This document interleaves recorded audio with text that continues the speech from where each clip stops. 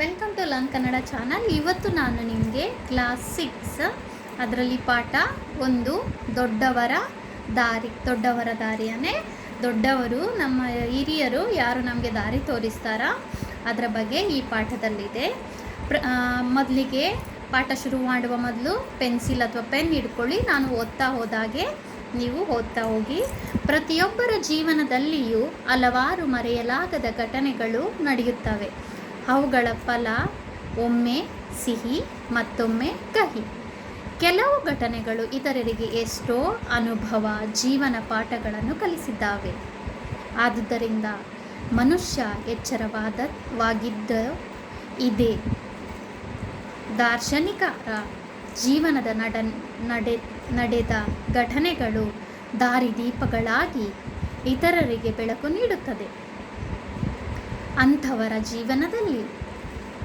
ಜೀವನದಲ್ಲಿನ ಘಟನೆಗಳನ್ನು ನಮ್ಮ ಜೀವನದ ಬೆಳಕಿನ ಕಿರಣಗಳನ್ನಾಗಿಕೊಳ್ಳಬೇಕೆಂಬುದು ಇಲ್ಲಿನ ಆಶಯವಾಗಿದೆ. ಅಂದರೆ ಈ ಪಾಠದಲ್ಲಿ ದೊಡ್ಡವರು ಜೀವನಕ್ಕೆ ಹೇಗೆ ದಾರಿ ಮಾಡಿಕೊಡ್ತಾರೆ ಅಂಥೇಳಿ ಮಾರಲ್ ಆಫ್ ದ ಸ್ಟೋರಿ. ಮೊದಲಿಗೆ ಡಾಕ್ಟರ್ ರಾಜೇಂದ್ರ ಪ್ರಸಾದ್ ಅವರ ಬಗ್ಗೆ ಹೇಳಿದ್ದಾರೆ. ಡಾಕ್ಟರ್ ರಾಜೇಂದ್ರ ಪ್ರಸಾದರು ಭಾರತದ ಪ್ರಥಮ ರಾಷ್ಟ್ರಪತಿಗಳು. ಅತ್ಯಂತ ಉನ್ನತ ಸ್ಥಾನಕ್ಕೇರಿದರು. ಸರಳ ಜೀವನ ನಡೆಸುತ್ತಿದ್ದರು. ಅವರು ಎಷ್ಟೋ ದೊಡ್ಡ ಪೋಸ್ಟಲ್ಲಿ ಇದ್ದರೂ ಕೂಡ ಅವರ ಜೀವನ ಏನಾಯಿತು, ಏಕ್ದಮ್ ಅಂದರೆ ಸರಳವಾಗಿತ್ತು. ಅವರು ಕೋಪವನ್ನು ಹತ್ತಿಕ್ಕಬಲ್ಲವರಾಗಿದ್ದರು. ಅಂದರೆ ಅವರಿಗೆ ಕೋಪನೇ ಇರಲಿಲ್ಲ.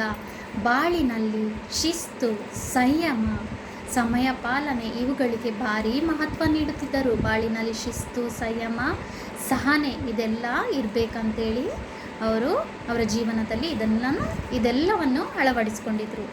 ನಾವು ಜನರ ಸೇವಕ ಎಂದು ಹೇಳಿಕೊಳ್ಳುತ್ತಿದ್ದರು. ಅವ್ರು ಏನು ಹೇಳ್ತಾ ಇದ್ರು, ನಾನು ಜನರ ಸೇವಕ ಅಂತೇಳಿಕೊಂಡು.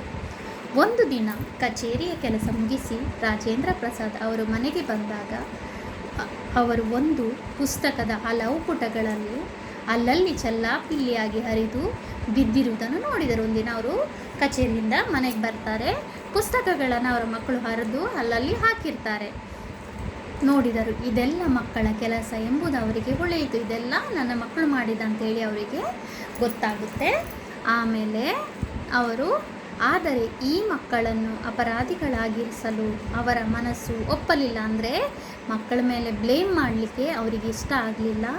ಒಂದು ಉಪಾಯ ಹುಡಿದರು. ಅಂದರೆ ಅವರು ಒಂದು ಉಪಾಯ ಮಾಡ್ತಾರೆ. ಏನು ಉಪಾಯ ಅಂತೇಳಿದರೆ, ಪ್ರಸಾದರು ಮುಖ ಕೈಕಾಲು ತೊಳೆದು ಬಂದರು. ನಿಧಾನವಾಗಿ ಕೋಣೆಯಲ್ಲಿ ಹರಿದು ಬಿದ್ದಿದ್ದ ಪುಸ್ತಕಗಳ ಪುಟಗಳನ್ನು ಒಂದೊಂದಾಗಿ ಎತ್ತಿ ಮೇಜಿನ ಮೇಲೆ ಇಟ್ಟರು. ಬಳಿಕ ಮಕ್ಕಳನ್ನೆಲ್ಲ ಬಳಿಗೆ ಕರೆದರು. ಮಕ್ಕಳು ಓಡೋಡಿ ಬಂದರು. ರಾಜೇಂದ್ರ ಪ್ರಸಾದ್, ಮಕ್ಕಳೇ ನೋಡಿ, ಇಲ್ಲಿ ಎಷ್ಟೊಂದು ಕಾಗದಗಳು ಹರಿದು ಹೋಗಿವೆ. ಇವೆಲ್ಲ ಪುಸ್ತಕದ ಪುಟಗಳು. ನಿಮ್ಮಲ್ಲಿ ಯಾರು ಎಷ್ಟೆಷ್ಟು ಪುಟಗಳನ್ನು ಹರಿದಿದ್ದೀರೋ ಅವರಿಗೆ ಈ ಪುಸ್ತಕಗಳ ಸಂಖ್ಯೆಗನುಗುಣವಾಗಿ ಕಾಸು ಕೊಡ್ತೇನೆ. ಅಂದರೆ ನೀವು ಯಾರ್ಯಾರು ಎಷ್ಟೆಷ್ಟು ಪುಟನ ಹರಿದಿದ್ದೀರಿ ಅಂತ ಹೇಳಿ ನಾನು ಅದಕ್ಕೆ ಬೇಕಾದಷ್ಟು ಹಣನ ನಿಮಗೆ ಕೊಡ್ತೇನೆ ಅಂತೇಳಿ ಹೇಳ್ತಾರೆ. ಅವರಿಗೆ ಆ ಪುಟಗಳ ಸಂಖ್ಯೆಗನುಗುಣವಾಗಿ ಕಾಸು ಕೊಡುತ್ತೇನೆ, ಆಗಬಹುದೇ ಎಂದರು. ಮಕ್ಕಳು ಒಬ್ಬರ ಮುಖ ಒಬ್ಬರು ನೋಡಿಕೊಂಡರು. ಒಬ್ಬೊಬ್ಬರು ಕಾಸು ಸಿಗುವುದಲ್ಲ ಎಂದು ಸಂತೋಷದಿಂದ ತಾವು ಹರಿದ ಪುಟಗಳ ಸಂಖ್ಯೆಯನ್ನು ತಿಳಿಸ್ತಾರೆ ಮಕ್ಕಳು. ಪ್ರಸಾದರು ಅವರಿಗೆಲ್ಲ ಅಷ್ಟಷ್ಟು ಕಾಸು ಕೊಟ್ಟರು. ಅವ್ರು ಹೇಳ್ದಂಗೆ ಅವರು ಮಕ್ಕಳಿಗೆ ಕಾಸು ಕೂಡ ಕೊಡ್ತಾರೆ.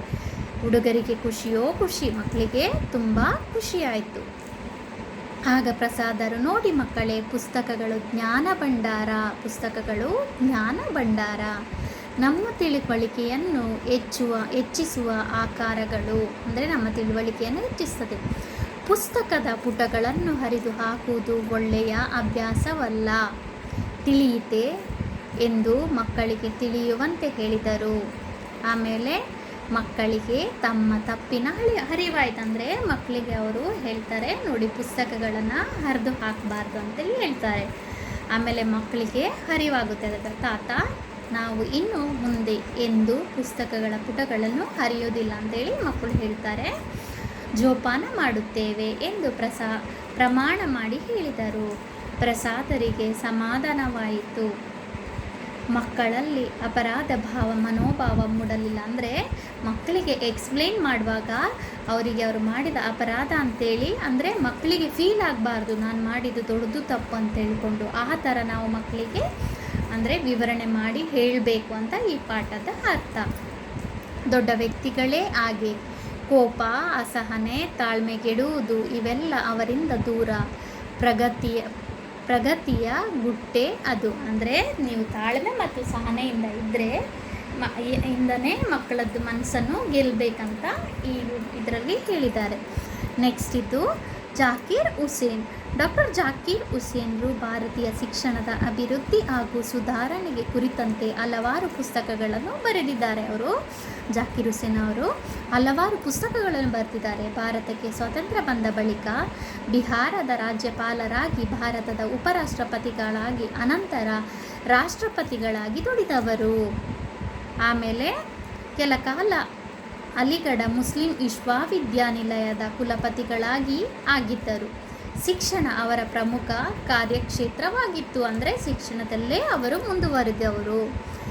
ದೆಹಲಿಯ ಜಾಮಿಯಾ ಮಿಲಿಯಾ ವಿಶ್ವವಿದ್ಯಾನಿಲಯ ಉನ್ನತ ಶಿಕ್ಷಣಕ್ಕೆ ಹೆಸರಾದ ಸಂಸ್ಥೆ. ಅದೊಂದು ತುಂಬ ದೊಡ್ಡ ಉನ್ನತ ವಿದ್ಯಾಭ್ಯಾಸಕ್ಕೆ ಹೆಸರಾದ ಸಂಸ್ಥೆ. ಅದರ ಸ್ಥಾಪಕರು ಡಾಕ್ಟರ್ ಜಾಕೀರ್ ಹುಸೇನರು.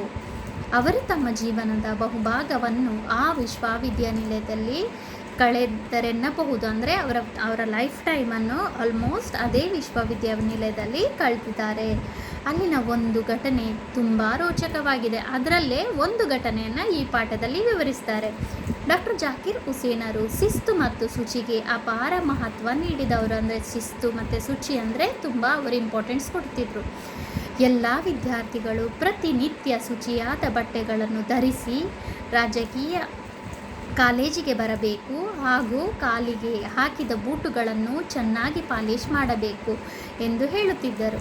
ಆದರೆ ಎಷ್ಟೋ ವಿದ್ಯಾರ್ಥಿಗಳು ಜಾಕೀರ್ ಹುಸೇನ್ ಹೇಳಿದ್ದನ್ನು ಸರಿಯಾಗಿ ಪಾಲಿಸುತ್ತಿರಲಿಲ್ಲ. ಅವರೇನು ಅಂದರೆ ಅವರಿಗೆ ಶಿಸ್ತು ಅಂತ ಹೇಳಿದರೆ ಎಲ್ಲ ಮಕ್ಕಳು ನೀಟಾಗಿ ಬರಬೇಕು, ಶೂ ಪಾಲಿಶ್ ಹಾಕ್ಕೊಂಡು ಬರಬೇಕು ಅಂತ. ಆದರೆ ಎಲ್ಲ ಮಕ್ಕಳು ಅವರ ಶಿಸ್ತನ್ನು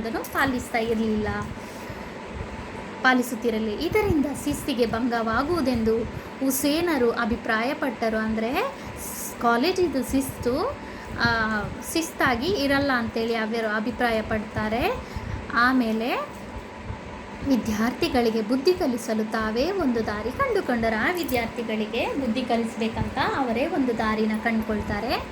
ಒಂದು ದಿನ ವಿಶ್ವವಿದ್ಯಾನಿಲಯದ ಪ್ರವೇಶದ್ವಾರದಲ್ಲಿ ಜಾಕೀರ್ ಹುಸೇನರು ಒಬ್ಬ ಬೂಟ್ ಪಾಲಿಶ್ ಹಾಕುವವನ ವೇಷದಲ್ಲಿ ಕುಳಿತು ವಿದ್ಯಾರ್ಥಿಗಳ ಗಮನಕ್ಕೆ ಬಂತು. ಅವರೇನು ಮಾಡ್ತಾರೆ, ಅವರೇ ಓನಾಗಿ ಬೂಟ್ ಪಾಲಿಶ್ ಮಾಡೋ ಥರ ವೇಷ ಹಾಕ್ಕೊಂಡು ಕಾಲೇಜ್ನ ಮುಂದೆ ಕೂತ್ಕೊಳ್ತಾರೆ. ಕುಲಪತಿಗಳು ಕೈಯಲ್ಲಿ ಪಾಲಿಶ್ ಡಬ್ಬ, ಬ್ರಷ್ ಹಿಡಿದು ಕುಳಿತಿದ್ದು ಕಂಡು ವಿದ್ಯಾರ್ಥಿಗಳು ತಮ್ಮ ವರ್ತನೆಗೆ ನಾಚಿದರು. ಅಂದರೆ ವಿದ್ಯಾರ್ಥಿಗಳಿಗೆ ತಮ್ಮ ವರ್ತನೆ ಬಗ್ಗೆ ಅಂದರೆ ಅವರಿಗೆ ಶೇಮ್ ಆಗುತ್ತೆ, ನಾಚಿದರು.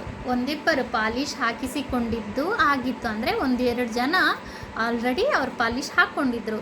ಅಂದಿನಿಂದ ವಿದ್ಯಾರ್ಥಿಗಳು ನೀಟಾಗಿ ಬಟ್ಟೆ ಹಾಕಿಕೊಂಡು ಬೂಟುಗಳನ್ನು ಪಾಲಿಶ್ ಹಾಕಿಸಿಕೊಂಡು ಕಾಲೇಜಿಗೆ ಬರತೊಡಗಿದರು. ಇದು ವಿದ್ಯಾರ್ಥಿಗಳ ಬಾಳಿನಲ್ಲಿ ಶಿಸ್ತು ಬೆಳೆಸಿಕೊಳ್ಳಲು ನೆರವಾಯಿತು. ಶಿಸ್ತು ಮೂಡಿಸಿಕೊಳ್ಳಿ, ಇದು ಜಾಕೀರ್ ಹುಸೇನರ ಆದೇಶವಾಗಿತ್ತು. ಎರಡೂ ಸ್ಟೋರಿ ಕೂಡ ಅಂದರೆ ದೊಡ್ಡವರಾದ ನಾವು ಮಕ್ಕಳಿಗೆ ಶಿಸ್ತನ್ನು ಕಲಿಸಬೇಕು. ಆದರೆ ಅದಕ್ಕೆ ಅವರನ್ನು ಬಡ್ದು ಅಥವಾ ಕೋಪ ಮಾಡಿಕೊಂಡಲ್ಲ, ಸಮಾಧಾನವಾಗಿ ನೀವು ಮಕ್ಕಳನ್ನು ಕಲಿಸ್ಬೋದಂತೇಳಿ. ಯಾರೆಲ್ಲ ನನ್ನ ಚಾನಲನ್ನು ಇನ್ನೂ ಸಬ್ಸ್ಕ್ರೈಬ್ ಮಾಡ್ಕೊಂಡಿಲ್ಲ, ನನ್ನ ಚಾನಲ್ನ ಸಬ್ಸ್ಕ್ರೈಬ್ ಮಾಡ್ಕೊಳ್ಳಿ. Thank you.